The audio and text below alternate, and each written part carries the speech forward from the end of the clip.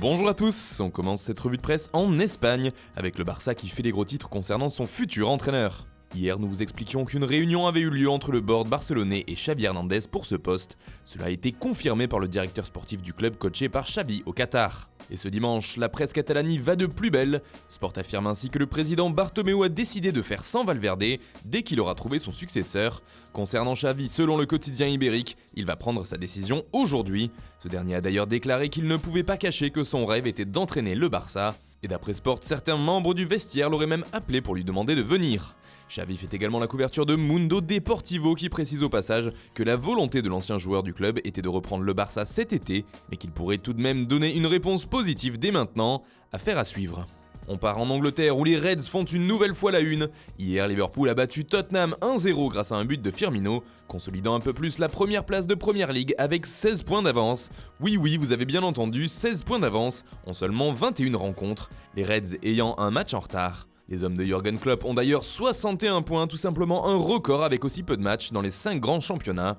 Cela fait maintenant 38 matchs qu'ils n'ont pas perdus, et comme le résume le Daily Mail, ce sont des briseurs de records. Le parcours incroyable de Liverpool fait aussi la une du Daily Express ce dimanche, qui a tenu à leur rendre hommage. On reste en Angleterre avec le Daily Mirror qui nous apprend que Donny van de Beek semble lié au Real Madrid. Selon le journal d'outre-Manche, c'est fait, à plus de 80%, le milieu néerlandais ira au Santiago Bernabéu cet été. On parle ici d'un transfert à 46 millions de livres, soit 54 millions d'euros. De quoi faire rager Manchester United, explique le Daily Mirror, car il y a quelques mois, les Red Devils auraient pu le signer pour bien moins cher, mais ils avaient finalement refusé le transfert.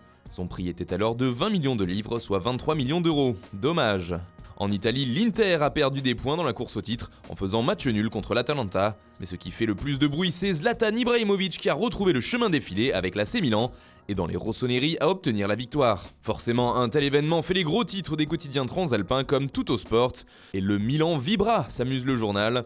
Le Quotidiano Sportivo précise de son côté que Zlatan a marqué 2806 jours après avoir scoré pour la dernière fois avec l'AC Milan. Enfin, la Gazzetta dello Sport fait dans le jeu de mots et titre Ibra Cadabra. A noter que le journal rapporte également que Christian Eriksen aurait donné son accord à l'Inter Milan.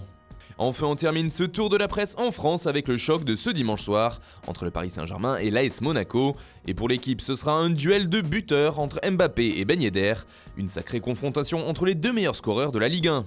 Et puis, il y a un autre duel qui se joue ce dimanche mais entre deux clubs espagnols.